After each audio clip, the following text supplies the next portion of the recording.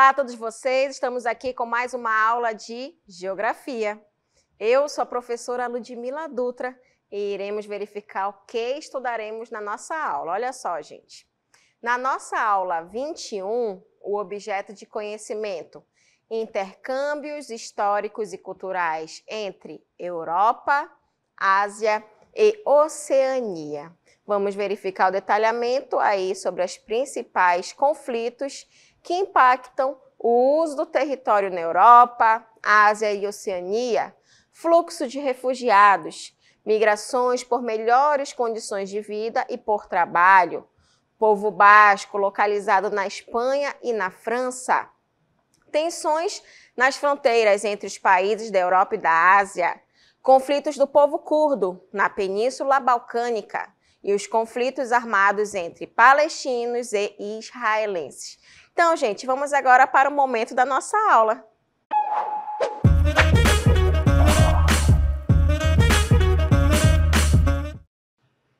Então, gente, nós iremos estudar sobre alguns conflitos, que vamos ter aí, infelizmente, ao redor do planeta. Então, a partir desse momento, nós estudaremos sobre os principais conflitos que impactam ali o uso do território na Europa, na Ásia e na Oceania, tá?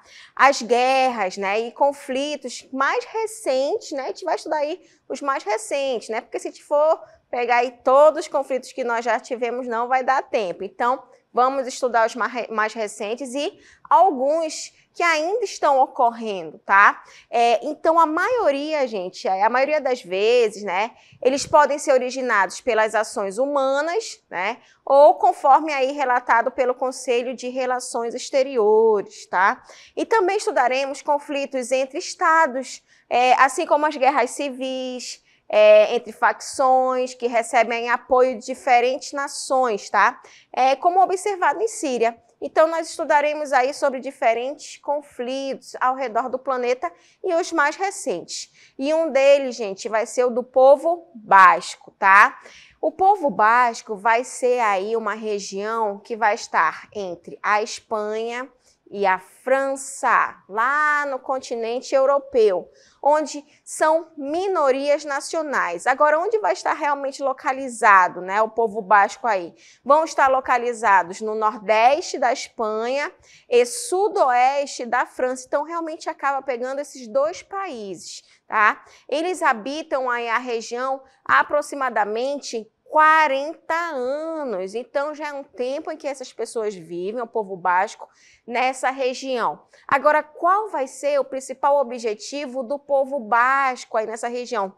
Conquistar essa parte territorial para realmente colocar em prática a sua cultura, os costumes e não viver aí subordinado, ao governo, dependendo do local aí, ou na Espanha, ou na França, em que essas áreas que eles habitam, eles já querem realmente a sua independência, mas aí acabam surgindo conflitos entre o governo da Espanha e da França, porque é um povo aí que relativamente tem uma parte histórica, vai estar localizado no nordeste aí da Espanha e no sudoeste da França, tá? Então são dois países aí que tem que ter essa conversa para, será se futuramente eles vão conseguir, essa independência?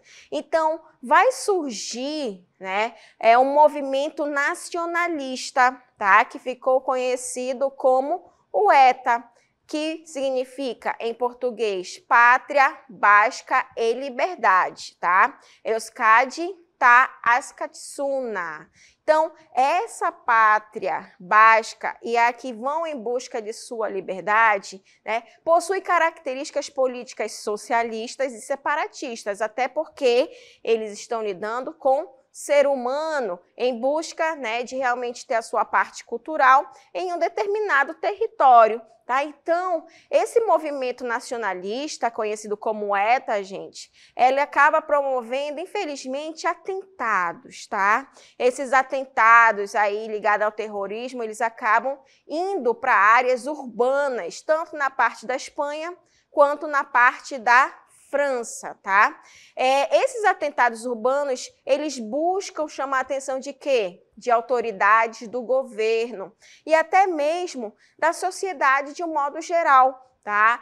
Com o objetivo de pressionar o governo, tanto espanhol quanto francês, de ceder esse território ali para instalar a nação basca, né? Esse povo basco.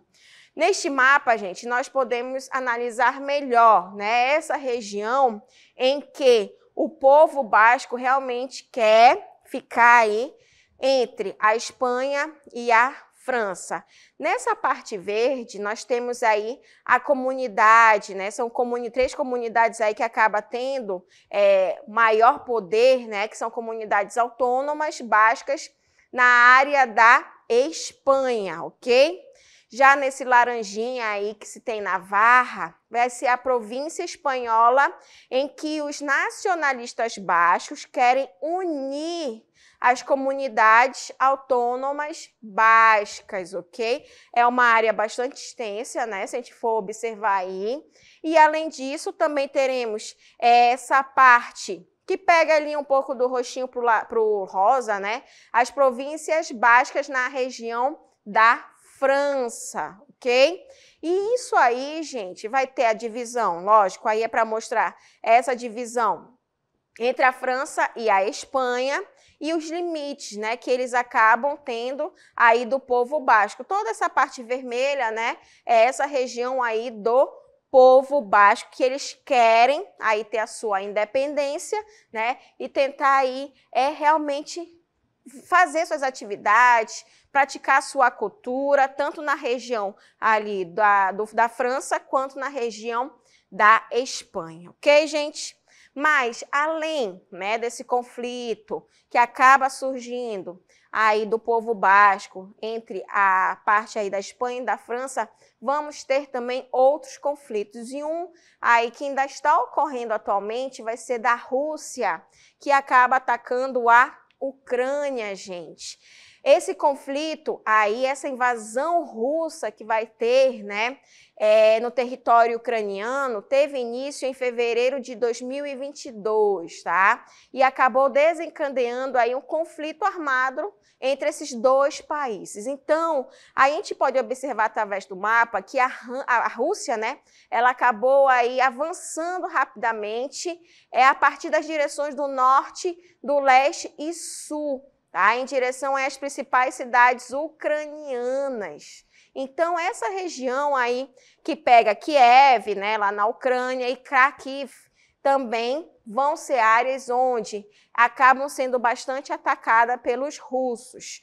A Rússia ainda ela vai manter essa ocupação em territórios ucranianos, enquanto a Ucrânia, gente, ela continua a realizar essas ofensivas, né, na tentativa de reconquistar algumas áreas que ainda estão sendo tomadas pelos russos, ok? Então, observem aí, né, no mapa em que pega a parte da Rússia, né, principalmente aí essa região próximo à Ucrânia, toda essa região, gente, a gente pode verificar, né, que vai ter muitos conflitos, tá? Existe a região da Crimeia, que é uma região em que os russos eles têm muita vontade realmente de pegar para eles, porque é uma área em que existem recursos naturais importantes, né, principalmente a parte mineral. Também vamos ter a região de Donbás, que é uma região também separatista apoiada pelos russos, tá? Está na área da Ucrânia, né? Toda essa região aqui, principalmente, é uma região que está na Ucrânia, porém, vai ter vários separatistas aí que apoiam a Rússia.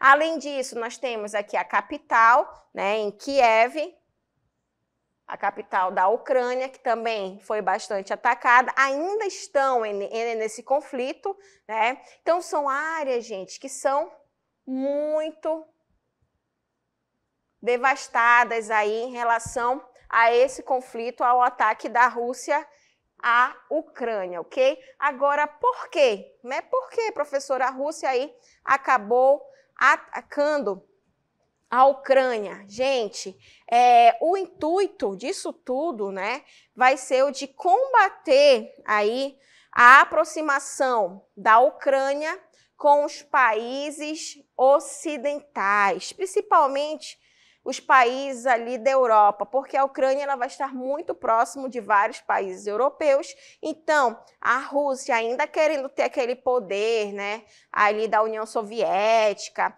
ainda existe a relação aí da Comunidade dos Estados Independentes, né, que é o bloco econômico que acabou sendo formado aí após o fim da União Soviética. Então, o principal intuito, né, aí da Rússia vai ser de realmente combater, né, essa aproximação aí da Ucrânia em relação aos países ocidentais e também, gente, assegurar ali o poder russo, né, nessa região oriental aí do continente europeu, que acaba incluindo aí a Ucrânia, tá?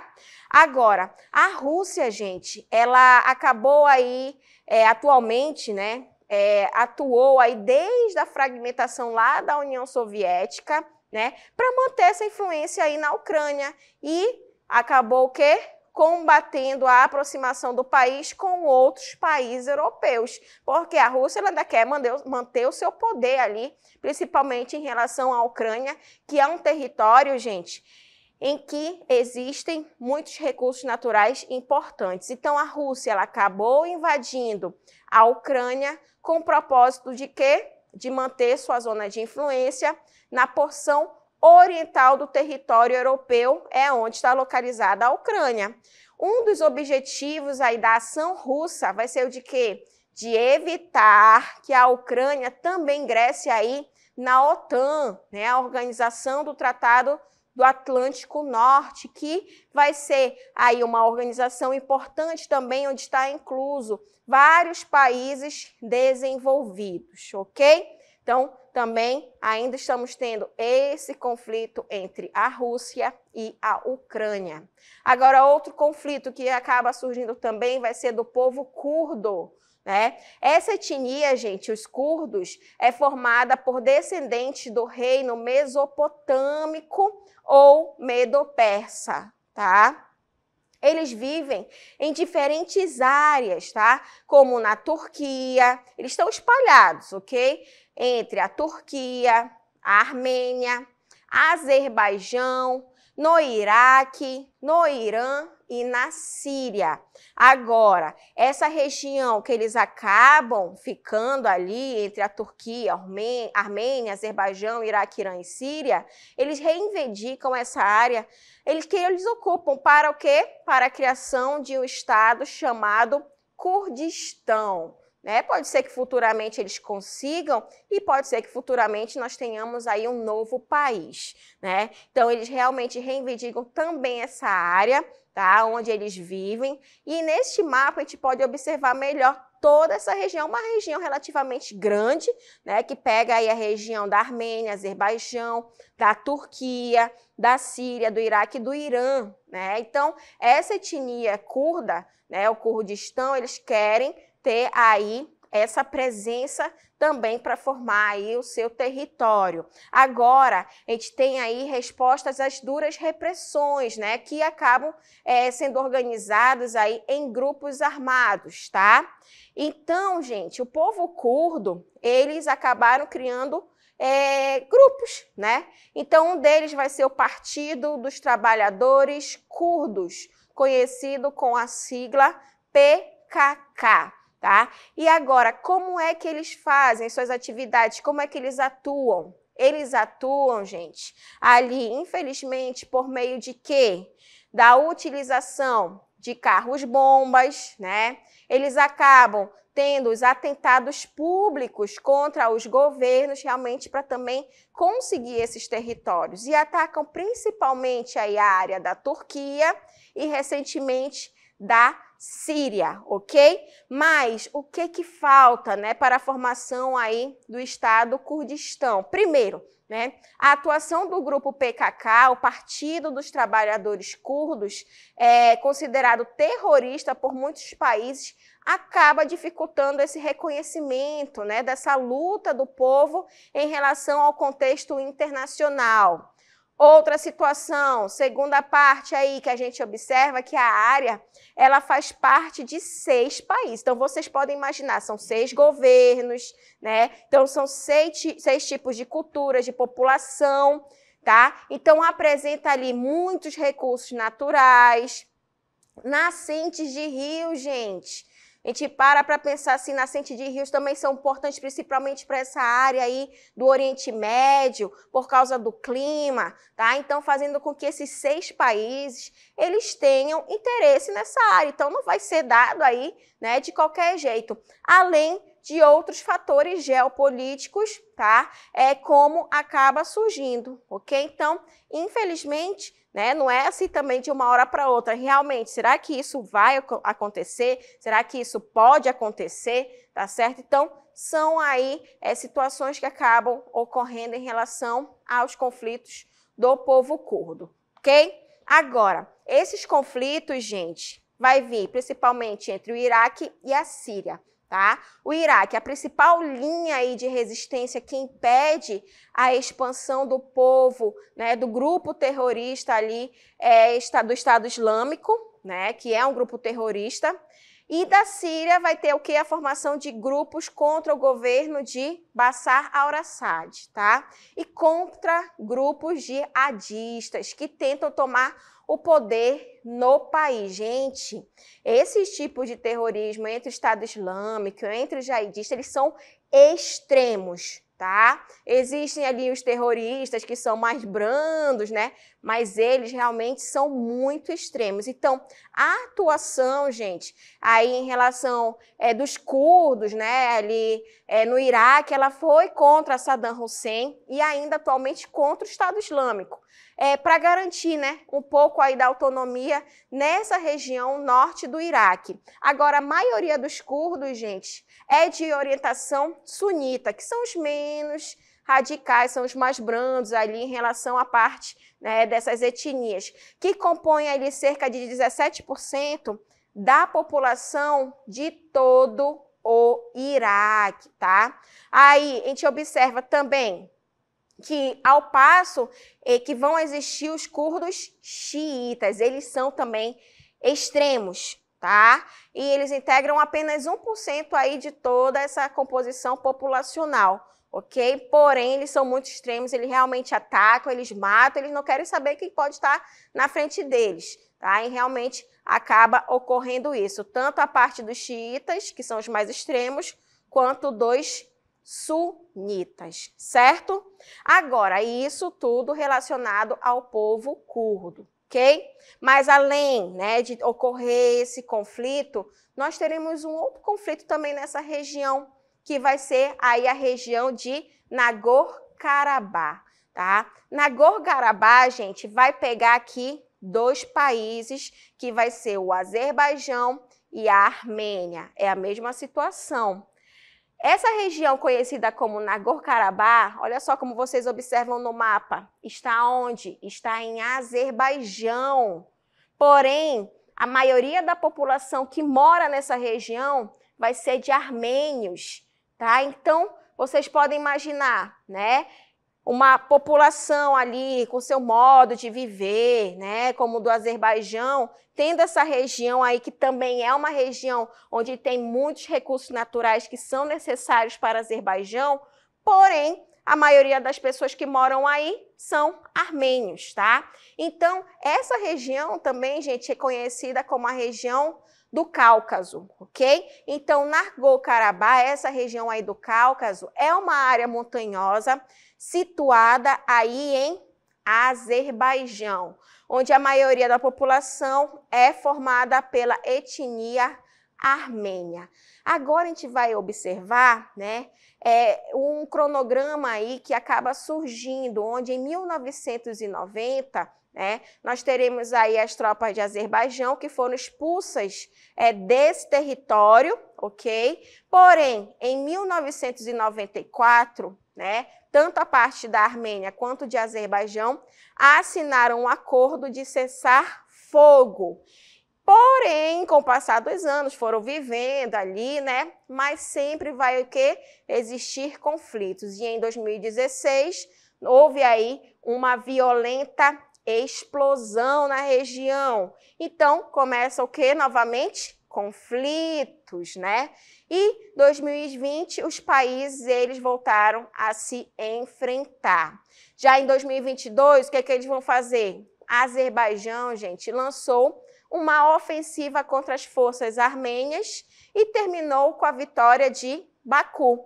E já agora, em 2024, esse território realmente foi incorporado aí ao Azerbaijão para finalizar esses conflitos de Nagorno-Karabakh, tá? Que vai ser a região do Cáucaso com conflitos entre a parte do Azerbaijão e da Armênia, ok, gente? Então, analisando esses conflitos, né, tanto aí na parte, tudo isso, a maior parte, gente, vai estar aí no Oriente Médio, né, entre a Ásia, entre a Europa, que acabam surgindo entre o continente ali asiático. Também vamos aí estudar sobre um dos conflitos mais recentes, os últimos conflitos aí entre Israel, né? Então, em 2023, gente, houve aí um confronto, né, entre os membros do grupo Hamas, né, esse grupo terrorista conhecido como Hamas, e populações do sul de Israel. Em outubro de 2023, integrantes aí do grupo Hamas, eles atacaram postos militares, né? Uma área de colônias agrícolas, o kibbutz, e um festival de música que acabou se tornando o pior ato de violência aí do grupo Hamas desde a sua formação em 1948. Já agora, em 2024, ataque do Irã contra Israel, né? Então, aí são vários conflitos que acabam surgindo em relação a Israel.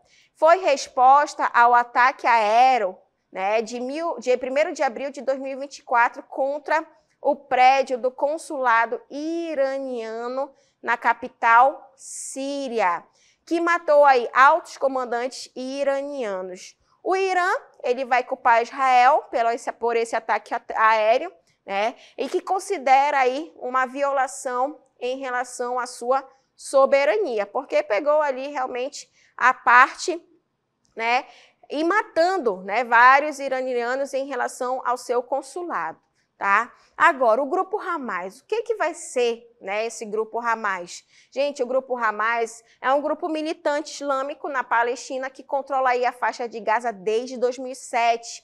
E ele ficou mais conhecido, né, tem o seu nome árabe, né, nome mais conhecido do grupo em árabe, que é Harakat al-Mukawar al-Islamiyah, que é o grupo Hamas, que se traduz como Movimento de Resistência Islâmica.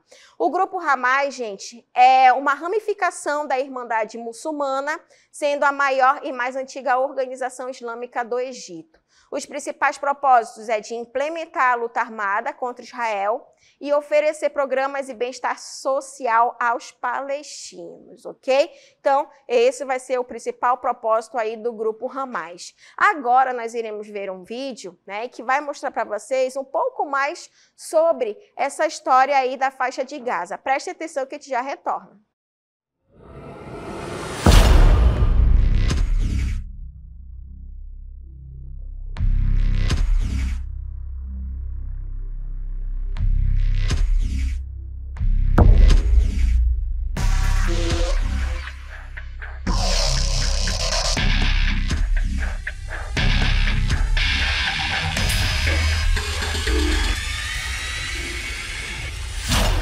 História de Gaza.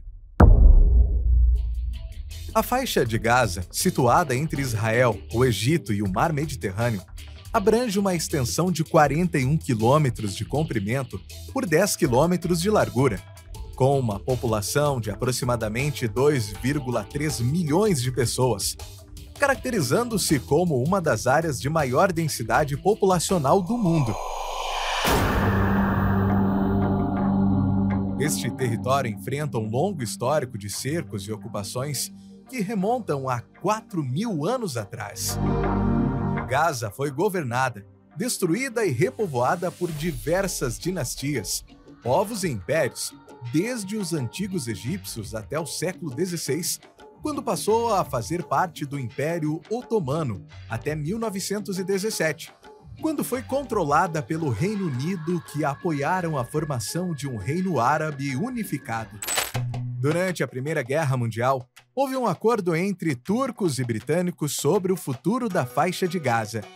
Entretanto, em 1919, na Conferência de Paz de Paris, as potências europeias vencedoras impediram a criação do prometido Reino Árabe Unificado e estabeleceram mandatos para controlar a região, integrando a faixa de Gaza no mandato britânico da Palestina, autorizado pela Liga das Nações e vigente de 1920 a 1948. Após a Segunda Guerra Mundial, o Reino Unido transferiu a responsabilidade pela decisão sobre a Palestina para a Organização das Nações Unidas, ONU, que em 1947 aprovou a Resolução 181, implementada em 1948, que definiu a divisão da Palestina da seguinte maneira: 55% do território para os judeus e o restante destinado aos árabes, incluindo a faixa de Gaza, encerrando o mandato britânico na Palestina e estabelecendo o Estado de Israel.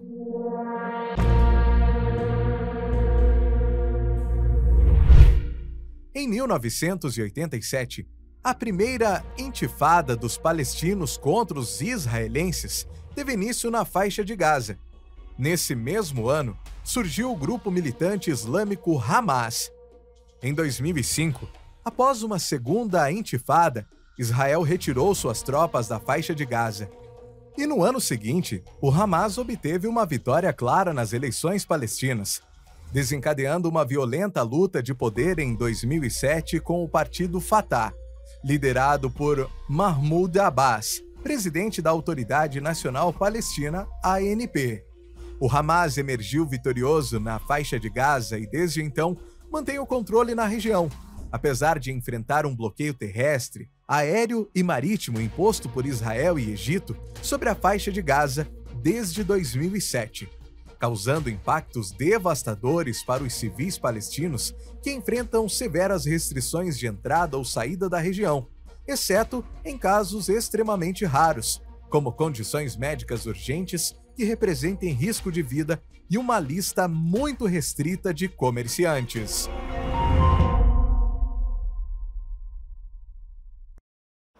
Então, gente, aí a partir desse vídeo a gente vê um pouco dessa história quando começam esses conflitos, né, entre Israel, aí na faixa de Gaza, com os palestinos, tá certo? Então, realmente é uma situação aí que, infelizmente, ainda pode durar alguns anos, tá certo? Agora, tudo isso vai fazer com que, infelizmente, surjam pessoas que acabam se tornando refugiados, né, que são pessoas que vivem fora aí do seu país de origem, devido à perseguição, pode estar associadas aí às questões de etnia, à religião, à nacionalidade, ao pertencimento a um grupo social específico ou até mesmo por causa de sua opinião política, tá? Fazendo com que essas pessoas saiam do seu país de origem. Além disso, podem também buscar refúgio devido aí a violações severas dos direitos humanos, assim como em meio a conflitos armados que acaba aumentando cada vez mais essa quantidade. Olha só aí este gráfico que mostra para a gente essa situação dos refugiados, né, que está em torno aí de 110 milhões de pessoas deslocadas à força em todo o mundo. Então, em meados de 2023, gente, como resultado de perseguições, né, de conflitos, violência, violações dos direitos humanos ou eventos que perturbem gravemente a ordem política, 36,4 milhões de refugiados, né, sendo que 30,5 milhões de refugiados sobre o mandato de Acnur e 5,9 milhões de refugiados palestinos sob o mandato da Agência das Nações Unidas de Assistência aí aos Refugiados da Palestina, próximo aí ao Oriente, tá? Também vamos observar que vai ter aí 62,5 milhões de pessoas deslocadas internamente, né? E aí 6,1 milhões de pessoas que acabam solicitando asilo e 5,3 milhões de outras pessoas aí que realmente precisam dessa proteção internacional, tá? Agora, para onde essas pessoas vão, né? Quais são as principais rotas aí dos refugiados? E normalmente eles vão para onde? Para mais próximo, para a Europa. Por exemplo, essa via leste europeu aí, onde se vê imigrantes vindos principalmente do Vietnã, do Afeganistão, da Geórgia, né?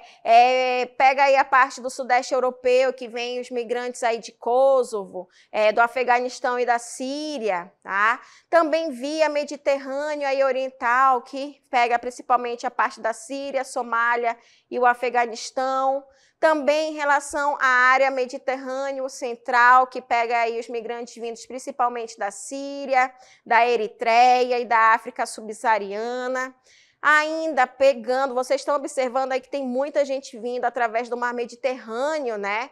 Então, também tem a parte do Mediterrâneo Ocidental, que pega os migrantes vindos principalmente de Camarões, Argélia e Mali, e também através das Ilhas Canárias, que vem principalmente aí de Marrocos, Guiné e Senegal, que acaba surgindo o quê? Os imigrantes ilegais, né? Que têm enfrentado aí duras resistências. Quais são os principais motivos aí de responsabilizá-los pelo desemprego e outros problemas econômicos que acabam surgindo em um determinado local que essas pessoas elas tentam aí viver, tá? Vamos observar este mapa migratório agora, em que vocês podem analisar quais são as áreas em que mais recebem, né? Principalmente aí no continente europeu, vindo principalmente da África e da Ásia e do Oriente Médio. E quais são os países que mais receberam esses refugiados? Olha só, a Turquia, em torno aí de 3,6 milhões, o Irã,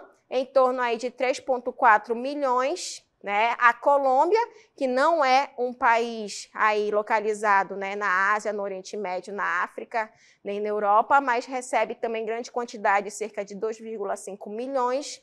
A Alemanha com 2,1 milhões e Paquistão com 1,7 milhão. Tá? Então, realmente é uma situação em que acaba aí surgindo e se desenvolvendo cada vez mais nos dias atuais, tá certo, gente? E assim a gente finaliza esse momento da nossa aula.